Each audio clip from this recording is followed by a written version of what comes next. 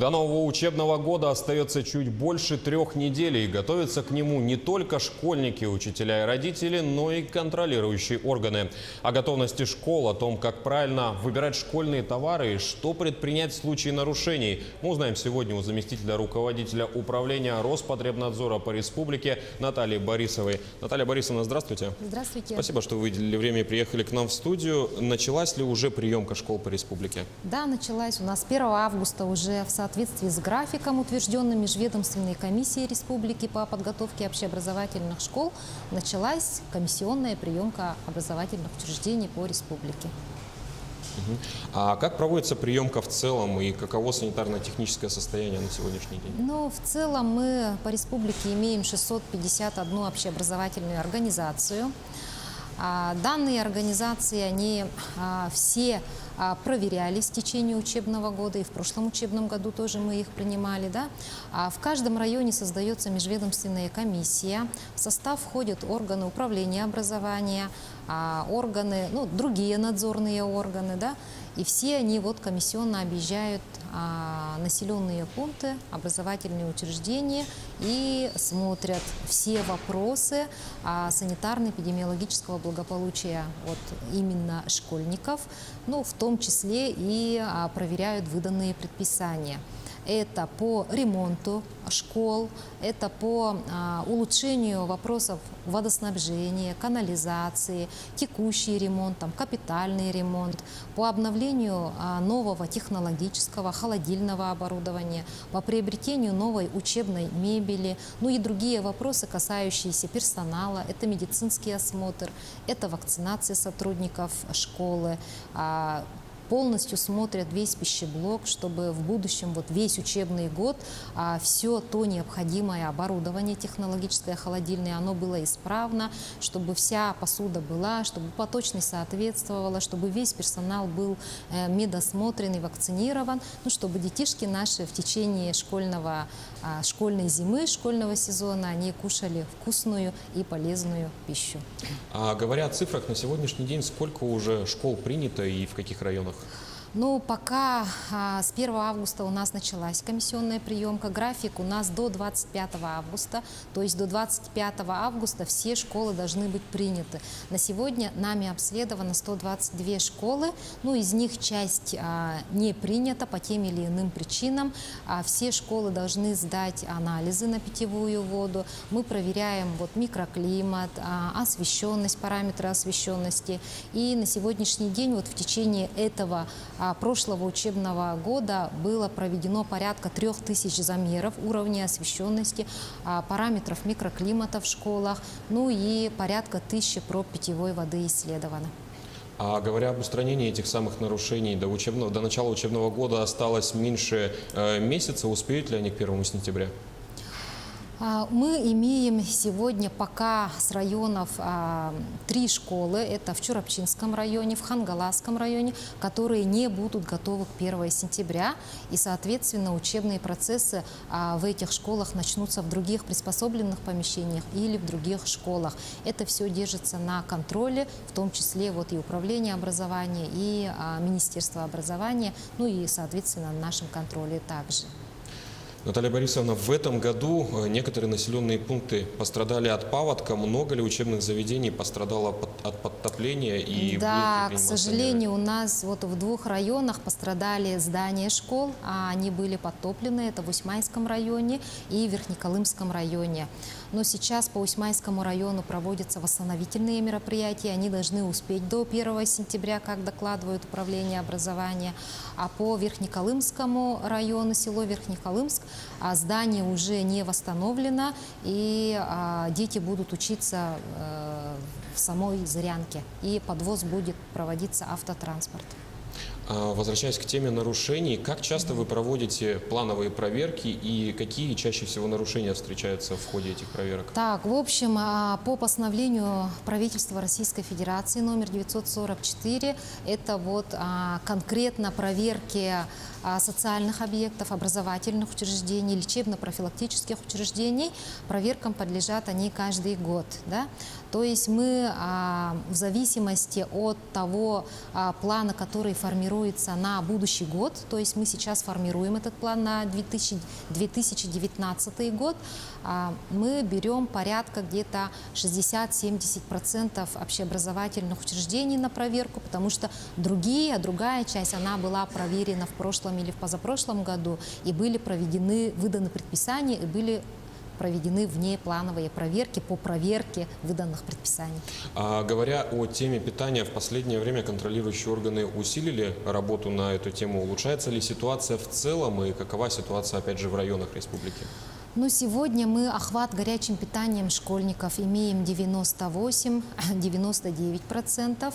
Это среди начальных классов. У нас обучается более 143 тысяч школьников в республике.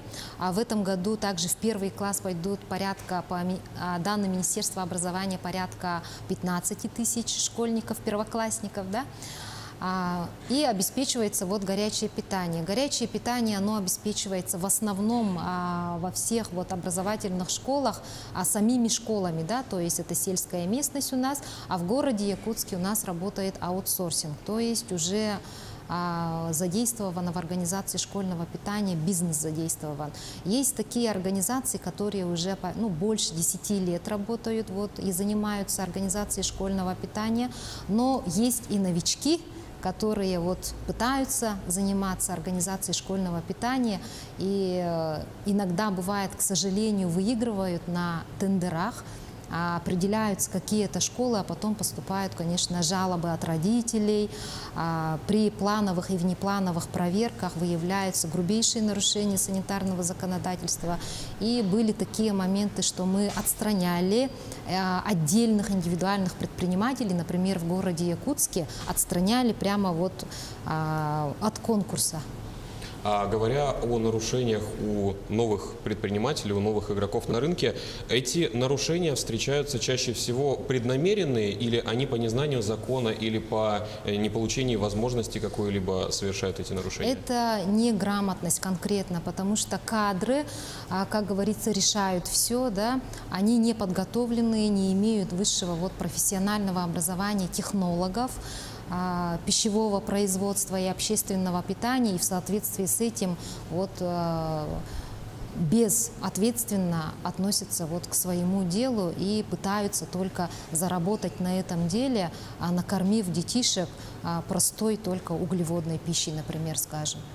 Наталья Борисовна, раз уж мы затронули тему питания, не могу немножко не отлучиться от темы учреждений. Буквально недавно произошло массовое отравление в Усть-Алданском районе. Как вы можете прокомментировать ситуацию? Так, у нас поступило экстренное извещение 6 августа этого года о том, что в Усть-Алданском районе сперва было обнаружено 2 очага, 2 совершенно разных очага, в совершенно разных населенных пунктах. И эти 2 очага, это 10 человек, они связывали свое отравление с употреблением сайры натуральной. Мы на нашем сайте оперативную информацию разместили. Там есть фотографии этих рыбных консервов производства Санкт-Петербург, ООО «Производственная компания «Пищевик». Информация была направлена и в город Санкт-Петербург, управление Роспотребнадзора, и поставщиком выступала Благовещенская, то есть Амурская область, да, Амурторг. В Амурскую область тоже мы информацию направили. Вчера вечером еще 3 тоже с другого населенного пункта пострадавших были госпитализированы в Барагонскую центральную районную больницу в инфекционное отделение. Они тоже связывают свое отравление с употреблением этой сайры натуральной, с добавлением масла балтийское. Так она называется. Фотография висит на нашем сайте. Мы написали письмо, в свою очередь, Министерства внутренних дел, чтобы оказали содействие в розыске и снятии в реализации данных рыбных консервов. Вчера за полдня только было проведены рейды в Нижнем Бестяхе Мегино-Кангаласского района, где была куплена, где были куплены данные рыбные консервы. 108 банок мы пока обнаружили, но там даты производства разные. Есть от 30 марта, есть от 14 мая и от 16 мая. Заболевшие связывают свое употребление с датой производства от 16 мая. И возвращаясь к школьной теме, извиняюсь. Главным госсанврачом республики, я все-таки скажу, да, сегодня вынесено постановление глав госсанврача о снятии, о приостановлении реализации в оптово-розничной сети данных рыбных консервов, и во все средства массовой информации данное постановление направлено. Спасибо за комментарий. Вернемся к школьной теме. На днях в Якутске, а также по всей республике открываются школьные ярмарки. На что гражданам нужно обращать внимание и каким законом регулируется их деятельность? Ну, к примеру, возьмем город Якутск. Да, у нас в городе Якутске ежегодный школьный базар открывается на Комсомольской площади. Организатором выступает городской округ город Якутск. Мы, в свою очередь, в этом году предложили, ввести новинку, да, то есть организовать место для сотрудников Роспотребнадзора на самом школьном базаре, чтобы потребители, далеко не ходя, чтобы потребители письменно не обращаясь, например, да, в Роспотребнадзор, они подошли к сотруднику, который будет дежурить там определенные часы в определенные дни и будет консультировать, правильно ли они купили, что их обманули, не обманули и так далее. В общем, по защите прав потребителей. Наталья Борисовна, спасибо, что выделили время и приехали к нам в студию. А я напомню, что у нас в гостях была Наталья Борисова, заместитель руководителя управления Роспотребнадзора по республике. Поговорили мы на тему подготовки к новому учебному году. Вы смотрели актуальное интервью. В студии работал Василий Радченко. Оставайтесь на Якутия 24.